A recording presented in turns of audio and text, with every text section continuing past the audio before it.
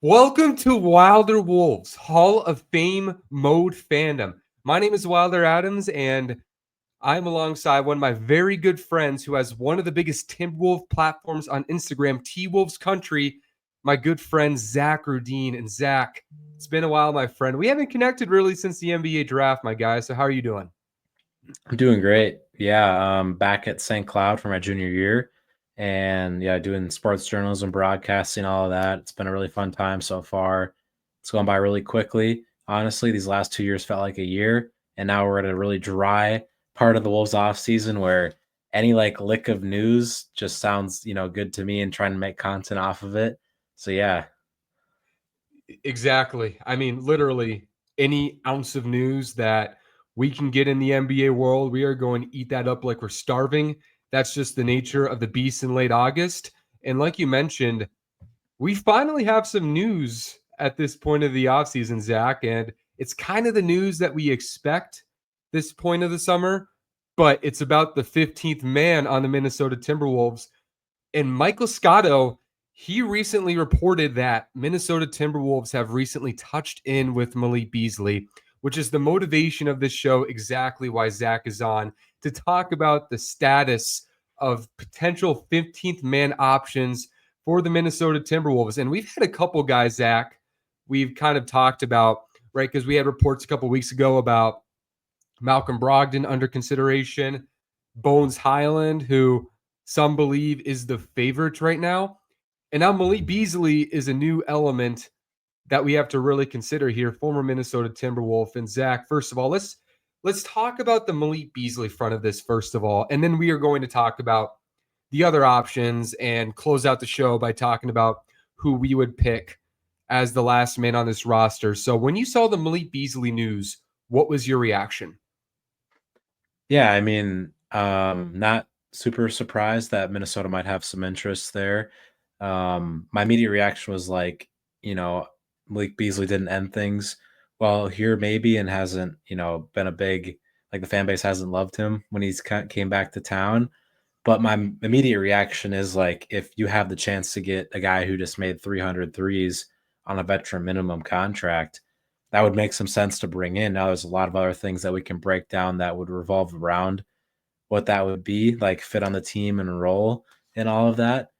But yeah, I mean, my immediate reaction is, you know, does Malik Beasley really want to come back to Minnesota? And I'm not too sure about that. Yeah, and that's a great way to frame it because this is just a report that Minnesota, touched base, and there's a lot of touching base in the NBA. Like 90% of it, I'm sure we never ever hear of. So this isn't necessarily out of the norm, but I thought it's notable that this was a report because Malik Beasley throughout the offseason, if it wasn't for the allegations he's been facing this offseason in regard to some of the gambling, you know, possibilities connected to his name, he would have signed a 3-year, $42 million contract to Detroit, I believe. And now you're having a guy, like you said, 319 threes just kind of out there with teams not having a lot of money in the NBA right now. It is a really interesting thing to look at. And Zach, just with the Malik Beasley conversation, how do you think that he would integrate on this Minnesota Timberwolves team if in some world he did come back? Well, it would create a huge log jam in the bench guard positioning because, I mean, you're not going to start him. Like, you're not going to have Anthony Edwards running the point guard position with Malik Beasley next to him. And you're also probably not, yeah, you really can't slide down the lineup because you're not going to like try to move Randall to the bench. Um, but yeah, I mean, it would create this weird dynamic off the bench where you have Dante, Mike, Rob, and Beasley, all guys that want legit minutes, trying to get minutes. It's hard to play a lot of those guys at the same time. Um, Not a lot of those guys, or most of them, are like not great defensively too. So it creates a lot of like big questions when it comes to like a fit perspective. Um, and it'd be really interesting to see, like, does the team decide, okay, Mike Conley's not on the rotation anymore, because something like that I feel like would have to happen. Yeah, it's when you bring in a guy who's second in the NBA in 3-point makes, he's not riding the bench. He's not going to be a traditional 15th man. If Malik Beasley comes to the Minnesota Timberwolves, he would most certainly play. And I'm sure, in however far the conversation has gone historically, that's going to be one of the bigger things. Like, am I going to play on the Timberwolves? And that would be a starter if he was on the team. And you mentioned a lot of the questions if he played on the Timberwolves, like what would his role be? And there's definitely a redundance there with Dante DiVincenzo. And a lot of questions like, you want to play Mike Conley, you want to play Rob Dillingham. Dante has a role. If you bring in Malik Beasley on the Minnesota Timberwolves, how does that shake things up? Is Rob Dillingham suddenly in his second year not in the rotation again? Is Mike Conley the guy who's out? And then there's another part of this where, is this a sign? Because no way Dante is going to be out of the rotation in this scenario. Is this leading more into an Anthony Edwards point guard conversation more so this year? Kind of like, I think with this team, Zach, if the Minnesota Timberwolves take that next step and really contend, sure, Anthony Edwards needs to be intuitive off the ball and attack closeouts, the things Chris Finch likes doing with them.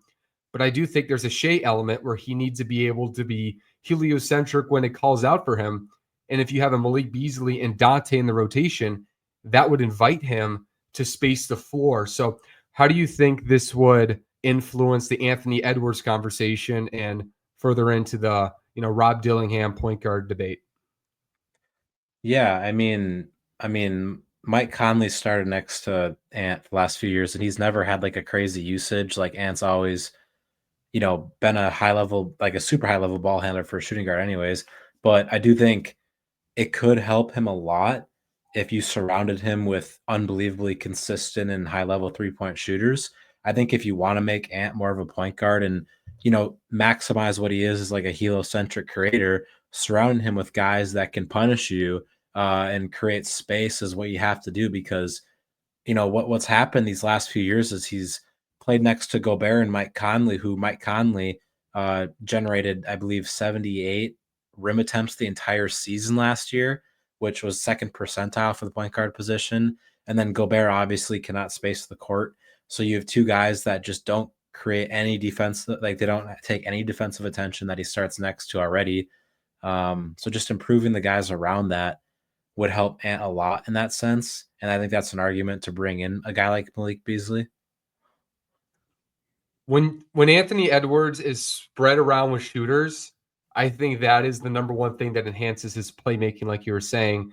Because one thing we've kind of seen Anthony Edwards struggles with as a playmaker is consistently feeding rolling men, like a Rudy Gobert rolling or a cutter. That is probably Anthony Edwards' biggest weakness as a playmaker.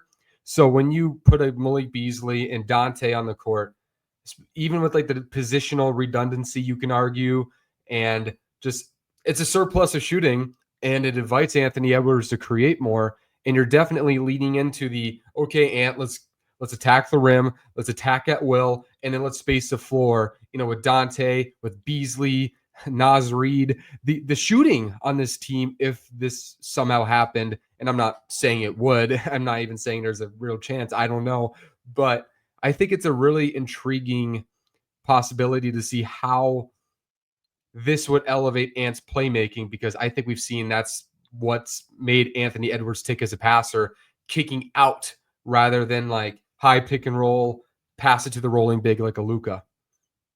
Yeah, I mean, like the Wolves were a pretty good shooting team last year. I think they're in the top 10, or I think they were like fourth in the league in total makes. But it's just like the consistent offensive production surrounding Ant that could improve, and like the amount of guys that are like really threats on the court. Like Gobert brings value to the game in a different way, but Minnesota's got to find a way to maximize Gobert offensively too. And like I think a big thing of that is just Mike Conley can't really do that stuff anymore. But yeah, just figuring out guys that can just become offensive threats for the team next to Anthony Edwards would be great. And there's a funny thing with this, because I think we're going really far into the weeds of an unlikely hypothetical right now. But if you had a Malik Beasley on the team and you had all this spacing, first of all, like you said, they were already a top 10, top 5 shooting team in the NBA last year. You get Malik Beasley, they might have the deepest shooting core in the league. I mean, darn, they had two of the highest volume in the league, both sharing the roster. And there's another thing here, like if you got another shooter, Rudy Gobert, we saw how important it was that Utah both had a surplus of high level shooting as well as something Minnesota might be missing, good pick and roll playmakers. So when you look at just the Rudy Gobert fit part of it, what do you think Minnesota could do to really just elevate Rudy Gobert next year, whether it's a Malik Beasley or not? I think it's finding a guard that plays next to him that can pressure the rim, and that's Rob Dillingham's the most capable guy of that. Because I mean he's playing most of his minutes next to Mike Conley. Like I said before, one of the worst guards in the league at this point when it comes to getting downhill, which it's not really his fault that he's 38 years old at this point. That's kind of what Mike has lived off of at this point of his career. It's Rudy Gobert screens that get him open from three, and he's still a good 3-point shooter. But Gobert needs somebody that's like a really capable passer and that can like get to the basket on their own too. It'd be great if Anthony Edwards was the answer to that, but he just can't throw lobs, and he kind of just refuses to acknowledge Gobert a solid amount of the time. But yeah, I do think the best answer to that is probably Dillingham. And to tie that back into the Malik Beasley signing, like if Malik Beasley is going to reduce Rob Dillingham's role, I don't really want Beasley then, because we invested so much in Rob, and I don't think there should be a reason to him like not be in the rotation to start the year. Like he has the talent, he has the tangible skill. He played pretty well most of the time he was in last year. Like he's got to get a real chance to start as a rotation piece and only be taken out if he proves to not be ready. I totally agree, and that's exactly why I was still somewhat surprised that Minnesota even touched base with the Malik Beasley conversation, compounded with the idea that maybe his last stint here wasn't the most positive. And the Rob Dillingham thing is really important because it's funny. I think we were talking about the Rudy Gobert thing, and even though Mike Conley can't pressure the rim consistently anymore, we still feel like he's the most just gifted at knowing where to put the ball for Rudy Gobert, which makes it hard to take him out. And then you want Rob Dillingham's development, which I think you throw Malik Beasley in there. It feels like an extra spot on the team unless you're plucking somebody out like Dillingham, or maybe you do take out Mike Conley and he takes a Udonis Haslem type of role. But then you start wondering, like, how does Minnesota, even though Anthony Edwards is the starting point guard in this hypothetical scenario, is Minnesota trustworthy enough to consistently set up the offense? And we've never really had evidence of that. So the Malik Beasley conversation is definitely something to think about at this point of the offseason. Like, this is the time of the year where we can just have all these hypothetical scenarios in our head. 99% of them won't happen, but they're fun to think about. And let's transition to the other name that was also floated around the last couple weeks, and that was Malcolm Brogdon, who we've talked about on this show during the offseason, a couple instances. And it's another guy, right? Right? I mean, he would be in the rotation if you bring in Malcolm Brogdon. What do you think of this potential scenario? What could he bring to Minnesota that maybe Minnesota lacks right now, as well as what Malik Beasley wouldn't bring? Yeah, I mean, I think Malcolm Brogdon makes a little more sense as a guy you focus on. I think there is more of a realistic world where you can find a way for him to be a playoff starter for the team. Like if you're bringing in somebody who's going to play rotation minutes, they better be a guy that is a postseason dude and can be a player for you there. Brogdon's coming off of a few injured seasons with Washington. He also was playing for Washington. Um, Not a lot of motivation to play as well in Washington right now. I think it's getting a little better though. But before that, he won Sixth Man of the Year with Boston and was pretty consistently averaging like 18 to 21 points per game in the seasons prior.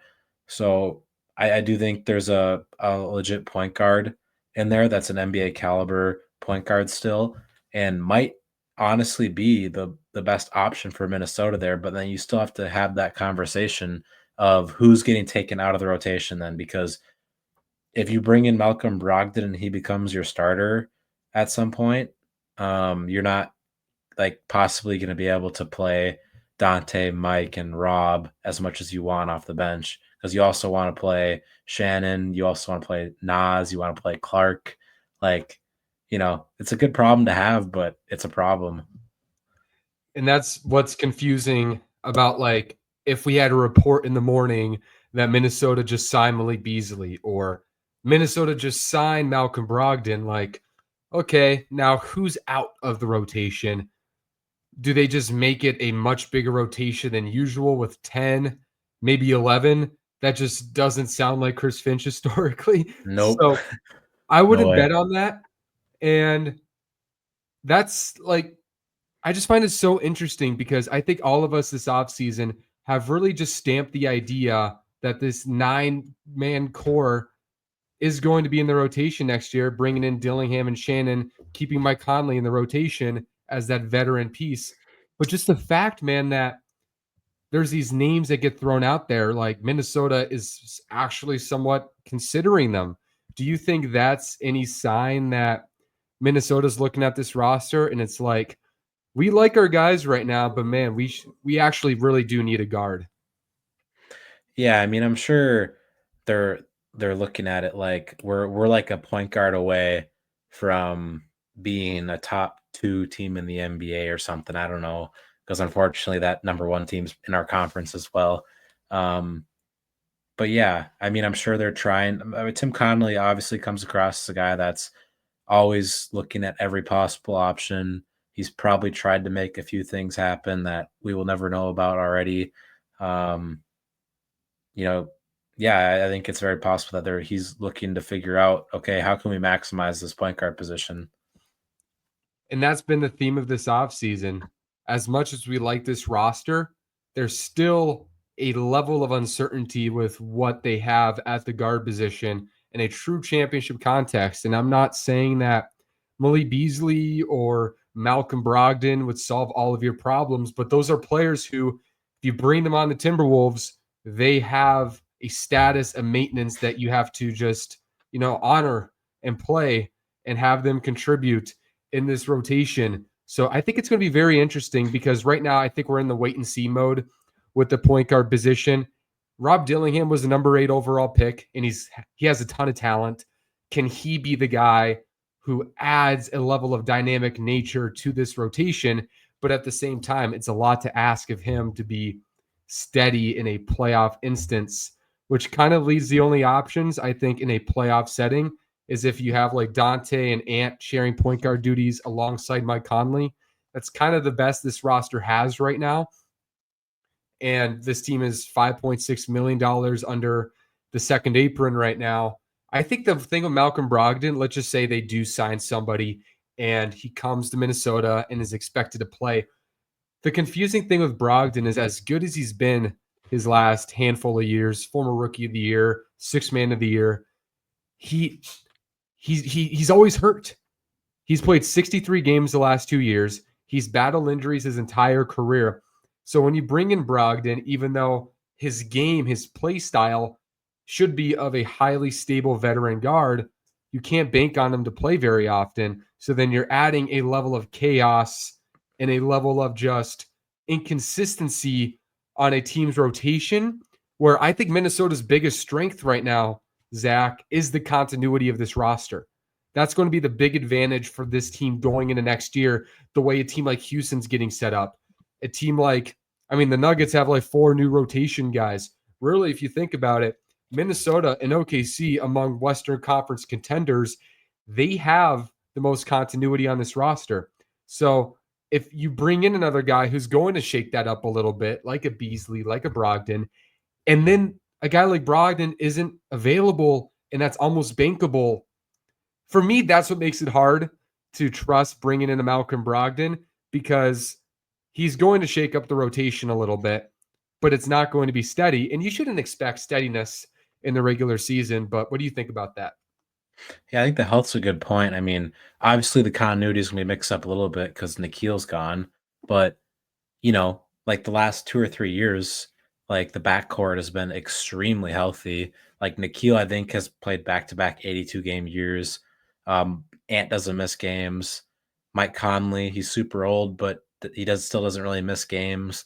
Like it's been pretty set in stone who's playing then compared to like we obviously had Cat miss most of that season in 2022-23. Randall missed some time this past year. Gobert missed like 10 games or something.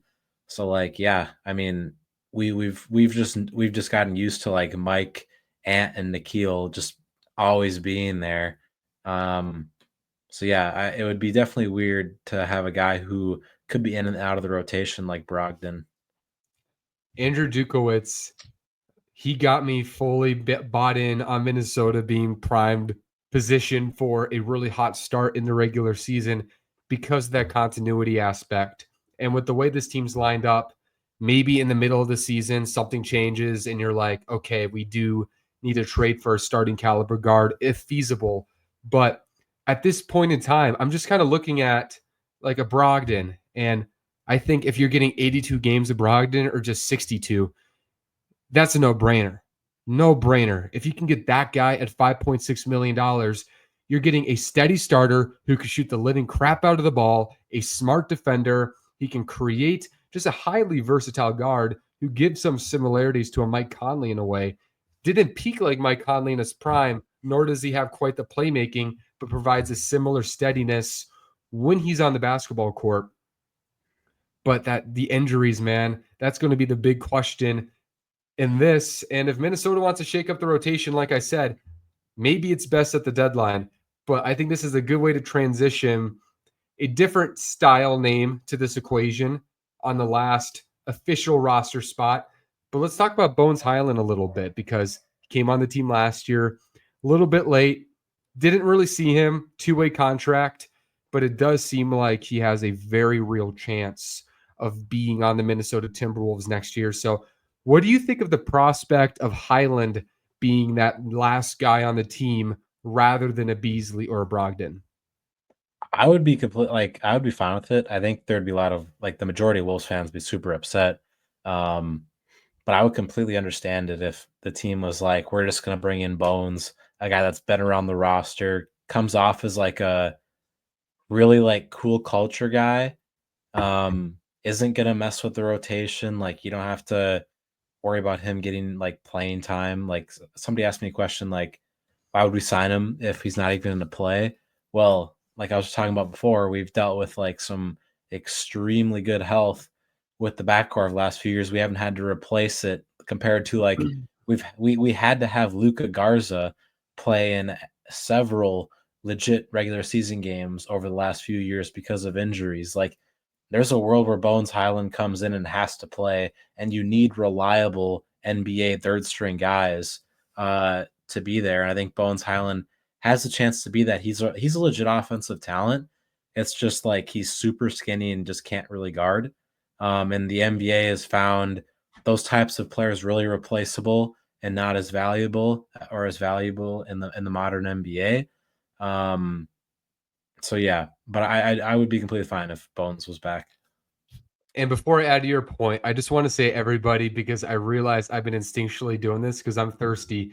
There's a Pellegrino next to me, like a big Pellegrino, and I was desperate. So I took a sip of that. Trust me, it's not beer, it's not wine. I'm not drinking on the show. Okay, it's Pellegrino. I just wanted to get that out there. But yeah, to add to your point, I think the Bones Highland thing, yeah, I think there's this notion that he can't play, and people like, okay, why do we keep signing guys who we don't trust to play? Like a Joe Ingles, who I think we're all aware is on the team for moral support right now for the young players and just his veteran leadership. I don't think Bones Highland really fits that notion, though. He's a all rookie player. He played on the playoff Denver Nuggets, was on the all rookie team, averaged double digits his first 2 years. The dude can really score. The dude has creativity. The dude has a ton of length. Quietly, he has a 6'9" wingspan, which is pretty nuts for a guy with his frame. He has that Dillingham wiry build, but he does have this length that it hasn't been an asset in the NBA defensively yet, but maybe it could be in a Minnesota type defensive structure. I think he provides a really interesting two dimensions because I think you could tell me if you disagree. If it's like a break the glass situation and you have to play Bones Hyland, he has been a capable NBA player. He has been able to play at a fair enough level where if a Dillingham or a Conley or a Dante are out or multiple, and you need him to play on a Tuesday night against the Charlotte Hornets, he might be the Hornets' fourth best player. So I feel totally okay with that. And then you also add the fact that he doesn't need to play, which he's proven by signing a two-way contract last year. I think he provides a really good balance of he's talented enough to play at times, but he doesn't have the maintenance of somebody who needs to play and shake up your rotation if you don't want to. Yeah, I think that's a great point. Like, it would not surprise me if it's a random Tuesday in January and he's got to play 15 minutes and he gives you like 15 points in those 15 minutes. Like drills like 3 straight threes and your team's got to call timeout. You know, that he's not a guy that I'm like, happy if he's in my high level playoff rotation right now, just with the defense right now and all of that. But like for a third string dude that doesn't need to play and I feel like is a really nice locker room dude, like that's totally worth bringing back on a back end spot, Yeah, and I think that is when you think about the bottom of an NBA roster, it is great to have players who can play, but like a backup quarterback in the NFL, sometimes you just want a player who's not going to get in the way of the starting quarterback. And Bones Hyland isn't going to do that. And I think he's good enough to play. Maybe I'm wrong. Maybe, I'm still riding off the sugar high of him playing good with Nikola Jokic. And I honestly could probably average 6 points a game again with Jokic, So there's definitely that. But to close out the show, Zach, because this is a relatively short episode highlighting this little dose of news that we got, if you had to rank these three players on who you would like to fulfill the last spot of this team, how would you do it? Ooh, I would like barely put Brogdon one because I think there's like a world where you can make the rotation work well around him and he's a viable starter in the playoffs, although maybe not super likely. I think it's possible there. And then probably Bones 2, Malik 3. Bones being ahead of Malik just because of what we've just been talking about. Not going to create any type of issue when it comes to playing time because there's no way around it with Malik. Like it's something that would have to happen. Not saying that I wouldn't bring in Malik, but I'd rather just not have to deal with that unless the team's just like, okay, Mike, you're just not playing at all or something, which I really don't believe is going to happen. I have the exact same ranking. And I was thinking for a moment that I would put Bones 1 because I do think it's important to have low maintenance at your 15th man. But at the end of the day, you need good players on your basketball team. So if you want Brogdon or Beasley 1 and 2, I can't blame you. I think with Minnesota, I think it's good to have some point guard competition on the team, even if Brogdon isn't short term. And I think it's worth highlighting because I should have highlighted this earlier in the show. Minnesota technically has 13 roster spots open, right? And Johnny Juzang is unofficially like the 14th man right now. He has a non-guaranteed deal with the team at this point in time. I believe it's non-guaranteed, right, Zach? Yeah. So it's non-guaranteed. So Minnesota has the flexibility. They wanted to bring a 15th man. I believe they could. And they could also move on from Johnny Juzang without really much precaution. And then they can have like a 14th man and then have an extra roster spot open for the trade deadline. And then if they wanted, because they're under the second apron, to take in two players in a trade or sign another player, that would be possible. So I think it's important to highlight that when thinking about this situation. So when I said 15th man, it's actually really 14th and a half right now.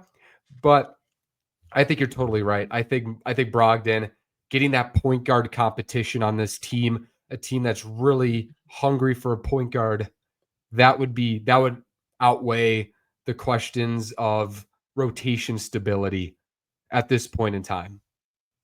Yeah, I wonder what Johnny Juzang would have to do to make it where he's the only guy of these like four dudes we're talking about that gets signed.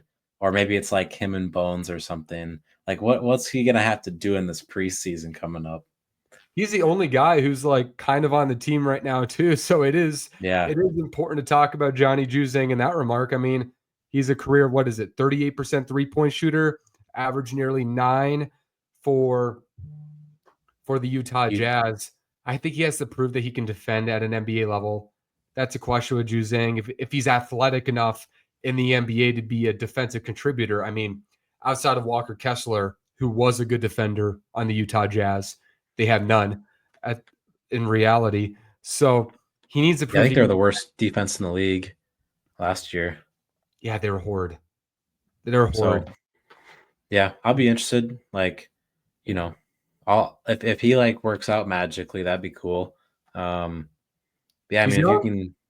if you can find some other young dude to develop into a back end rotation piece, I'm all in for it.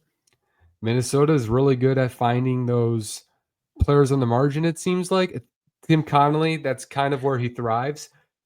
And I mean, Johnny Juzang was a great college player and he's a good shooter. Like I said, I think a little under 39% from three.